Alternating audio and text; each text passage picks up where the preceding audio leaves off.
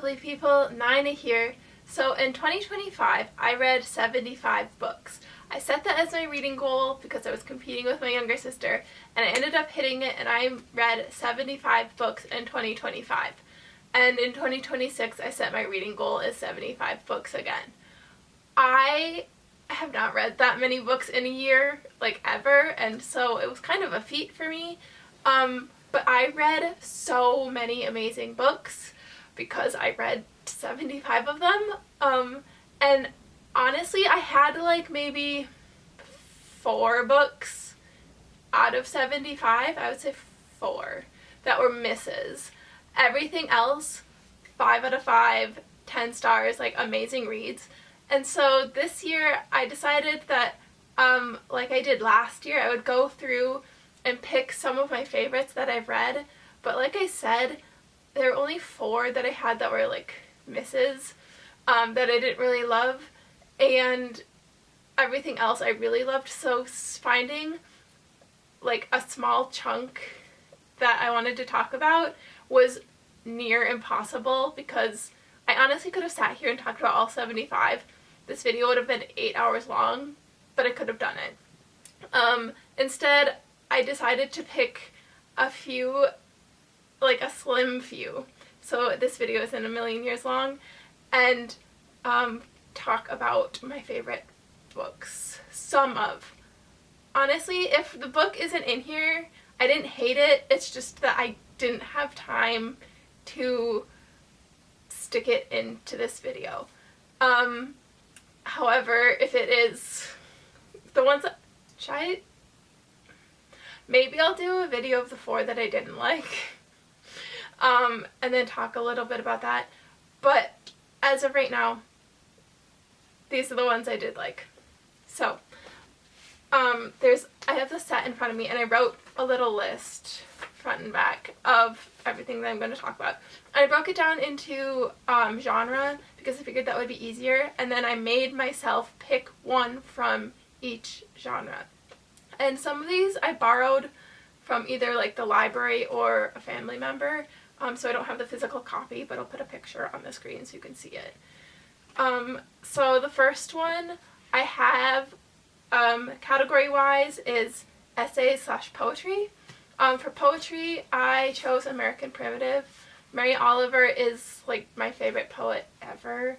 Her poetry is so beautifully written. She writes a lot of nature poetry. I think I read 3 of her poetry books this year, if I'm remembering off the top of my head. American Primitive being one of my favorites, and it's, again, just a bunch of really beautiful poetry about nature. She has one called The First Snow, which is just lovely and perfect for right now in winter and being cold and miserable, but just like seeing the beauty in nature, and it's just so lovely. Yeah. And then for my book of essays, so I picked this one for poetry, and then essays, I would say that for my book of essays, I would pick him as also maybe one of my favorite authors of the year, which is kind of a bold claim, but I read 3 of his essays/books this year, and I absolutely love his writing. It makes you laugh, it makes you cry, it makes you relatable, and just like feel like you're not alone. It's like kind of like a friend if a friend was a book. That makes sense. And that's Ross Gay's writing, and he wrote the Book of Delights, which is the first book I read by him, and he also wrote the Book of More Delights and Inciting Joy, all 3 of which I read this year. For my book of essays, I decided to go with, my favorite as being the Book of Delights, because it was just so like heartwarming.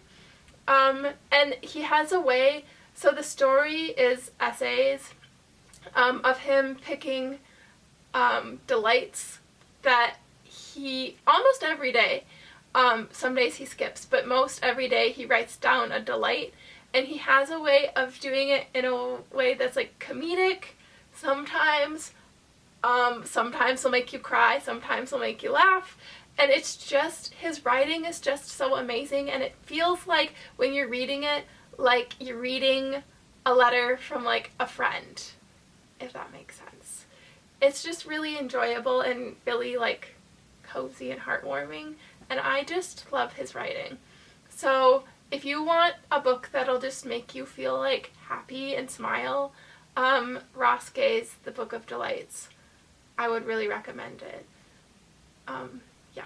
I feel like all of these books that I'm suggesting, oh, again, I don't have that book with me because I borrowed it from my younger sister, so I'll have it on screen for you. But I feel like all these books that I'm like recommending are ones that like I'm like, really, please go read this because it's amazing. So yeah, that's kind of like what I based all of my choices on. My next category that I have is romance, which if you know me, I'm not the biggest romance reader.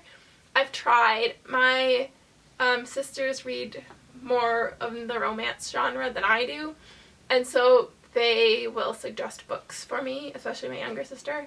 And so this was one that was suggested by my younger sister, and I absolutely loved this. This is The 7-Year Slip, which follows a girl named Clementine, who the story is about her losing her favorite aunt, and she inherits her apartment, and the apartment is magical and it goes back 7 years in time, and when she's in the apartment, she meets a boy that's renting it, like subletting it, one summer back in time, 7 years in the past, and then when she leaves, she's back in the future. She's back 7 years in the future. But the apartment doesn't necessarily tell you when you're going to go in the past or when it's just going to be the normal apartment.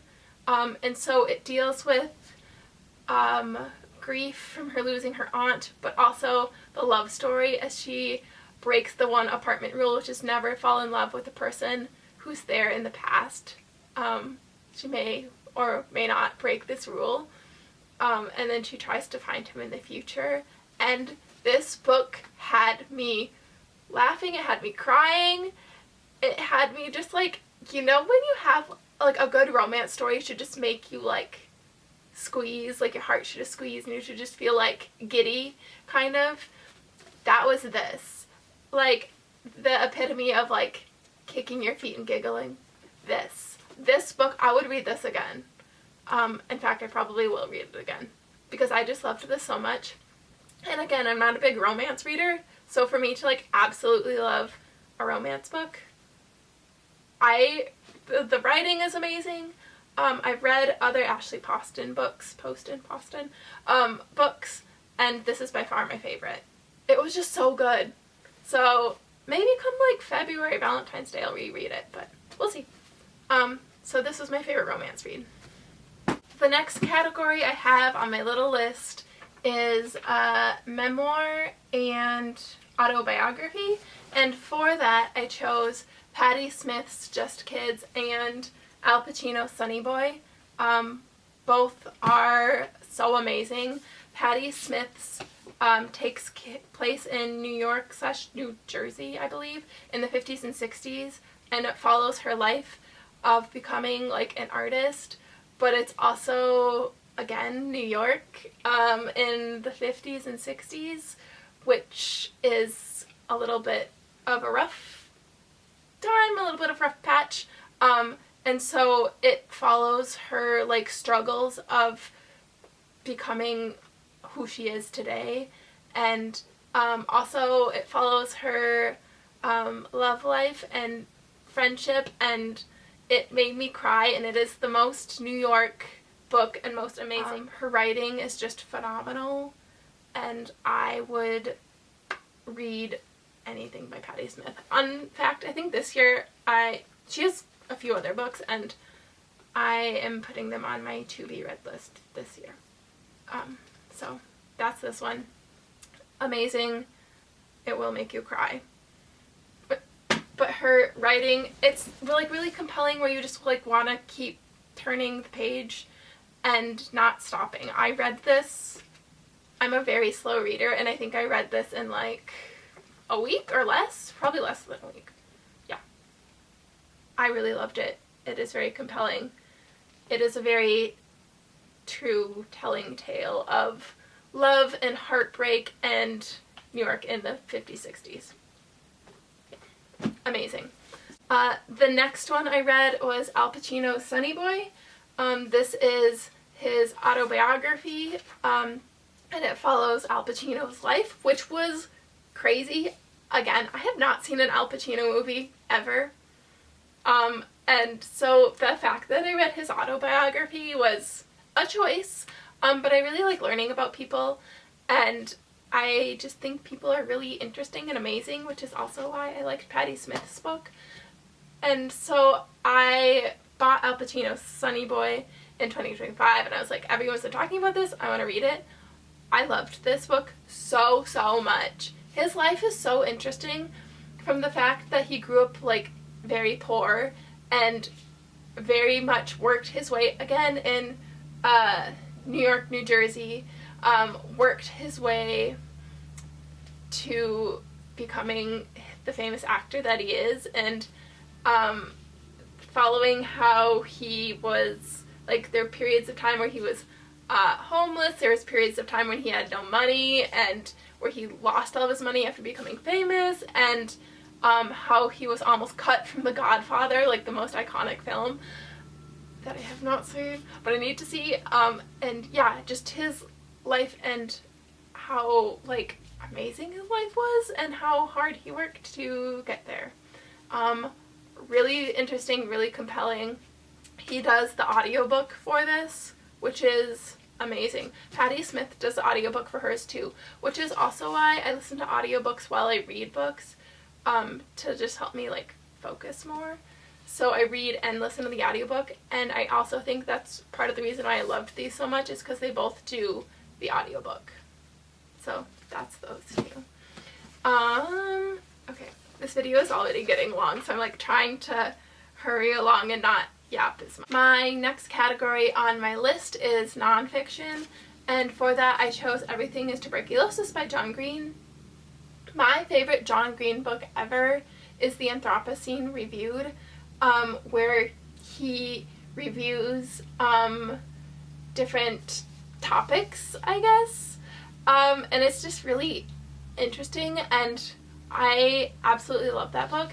And so I was really interested to read Everything is Tuberculosis, which is, again, nonfiction, and it follows the history of tuberculosis and how devastating it is, and how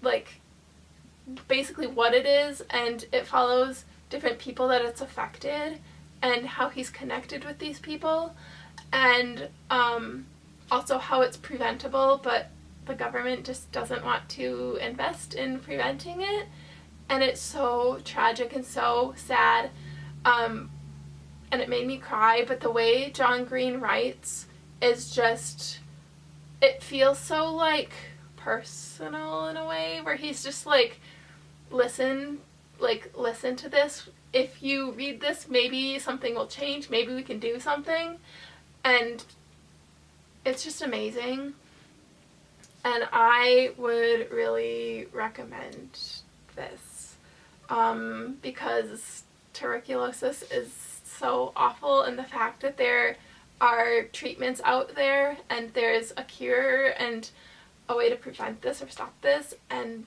the government just doesn't want to, is horrendous. People don't have to die from it, and yet they are. It's, yeah, tragic. But this is amazingly written. His writing is just beautiful, and it made me cry. So Everything is Tuberculosis by John Green. Next in my category is sci-fi. So I don't read a lot of sci-fi. I feel like it's in the same category as, like, romance, where I just don't really gravitate towards it. Not my favorite category. However, my dad and my younger sister were reading the Murderbot Diaries, and they were like, they're shorter books, and you would probably like them. And so I started reading all of the Murderbot Diaries books. I still have the fourth one to read in this like little shorter series, and then there's 2 more after that. 5, 6, I think, maybe 2 more after that. I love this book so much. It is so, the writing again is just so compelling, and the audiobook for this is really cool, and it follows a robot, no, what are they called? Sec unit. It follows a sec unit that goes rogue and finds a way to like disengage its programming, and so it can like think for itself and doesn't have to follow orders unlike the other sec units.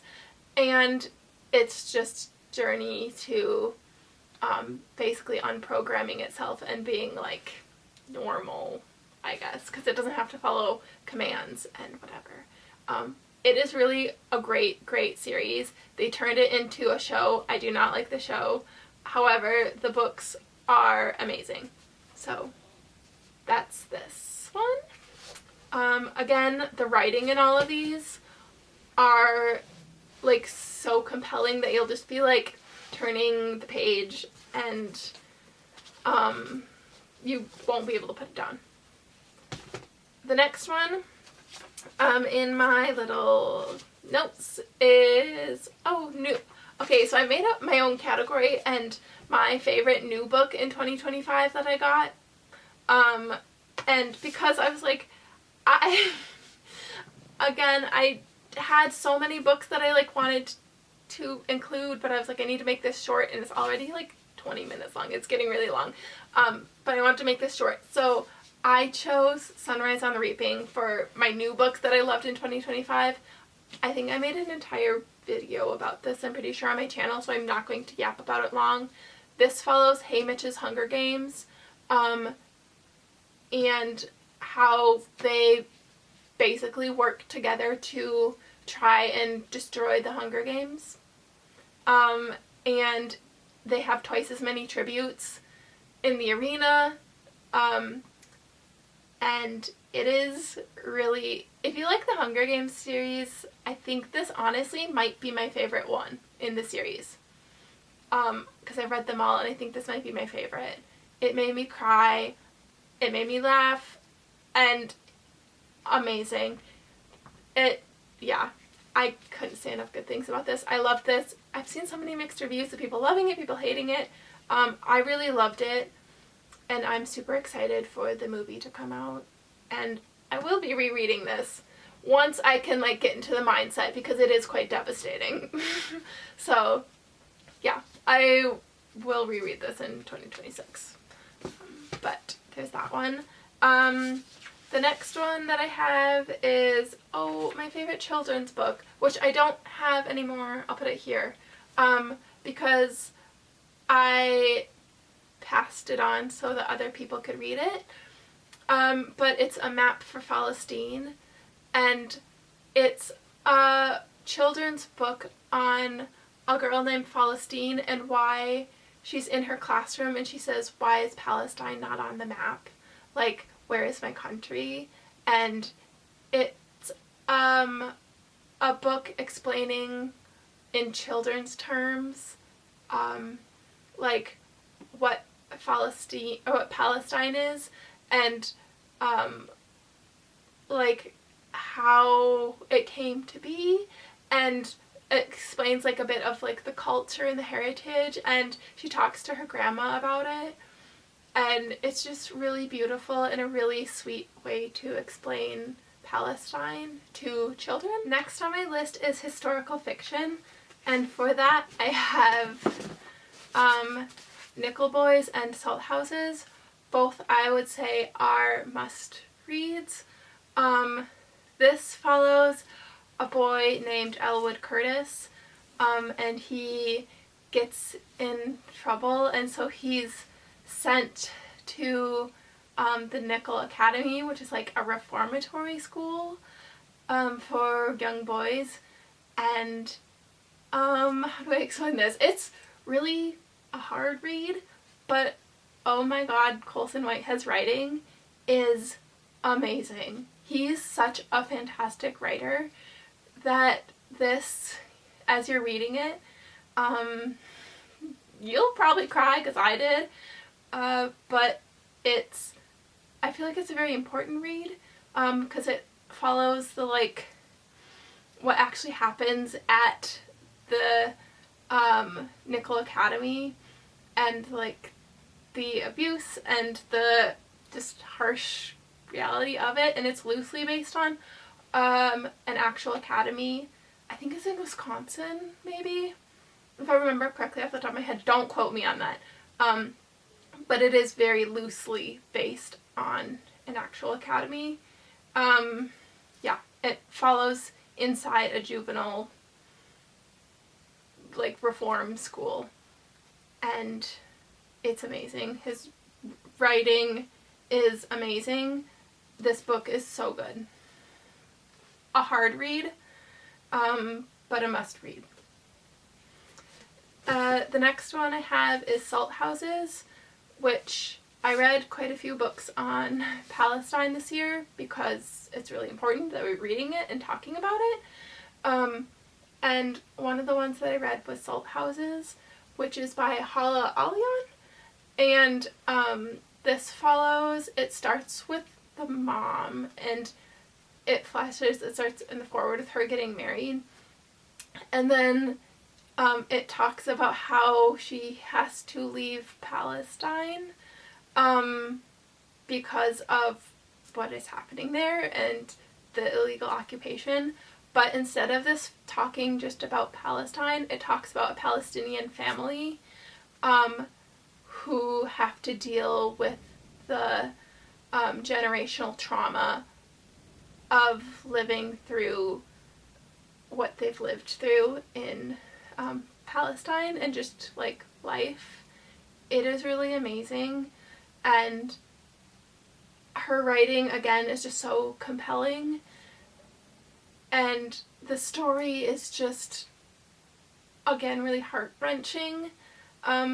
I feel like the beginning of this for me, I listened to the audiobook, I had to really focus because I was a teeny tiny bit confused with it starting with her wedding, but then I eventually got it, and it made sense. And yeah, it just follows all of the individual family members in this one family who are all Palestinian, and the generational trauma of that. Again, it's really amazing, and I feel like a must read. So that's this one. I talked a lot about this. Again, there's another video on my channel where I gave a full review and talked about this, and I really loved this book. Same with this one. I have more in-depth reviews of both the Nickel Boys and Salt Houses on my channel if you want to go through and look for those. And then the last category I have fantasy, and for fantasy I picked Legendborn, which was suggested to me by my younger sister, and this follows a girl named Bree who wants to get away from her house and town after her mom passes, and she gets accepted into this school, high school I guess, for really smart children, and while she's there she witnesses a magical thing, act that happens, and it unravels why she can see this, and then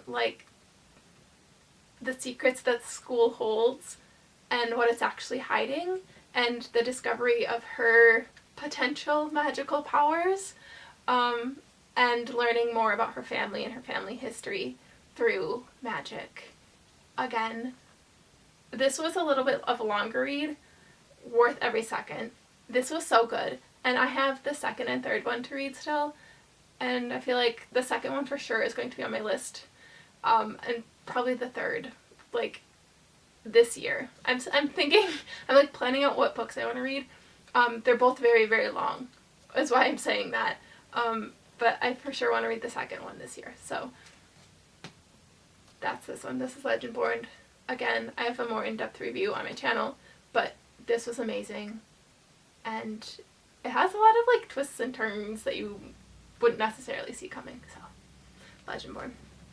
And then the last, one of my last categories is my rereads. So this year I reread 3 books. One being The Little Prince, which The Little Prince is like one of my all-time favorite books, and I love this book. It's just amazing, and it's so cute, and it's a children's book but also adult, if that makes sense. And it's just about a pilot who lands in a desert and is met by a little prince from a different planet and their journey together. And then Roald Dahl's Matilda, which is about a girl named Matilda who has bad family and a bad like lead, not principal, but headmistress of their school, and she discovers that she has magical powers, and she has a teacher named Miss Honey who she loves, and it's the story of Matilda and how she uses her powers for good. And then The Outsiders, and you know what? This is just a classic, and I could go on and on about how I love the Curtis brothers and how I love this book, but I won't, to keep this video shorter. Yeah, this is just a cult classic, and I could read this probably every single year and never get tired of it. These are all the books that I chose to read and reread this year, and everything that I loved in 2025. Again, I read 75 books, so I guarantee you I left at least one off. But if there are any that you read or have reread that you think I should read, or is there one that I didn't include that I should have included, let me know down below. Let me know what you're reading in 2026. I would love to know that. And if you want my full 75 books that I read, I have StoryGraph, and I will leave that in the link down below and you can check that out. So that is all for this week's video. I love you all. As always, Free Palestine. I will see you all next week. Bye!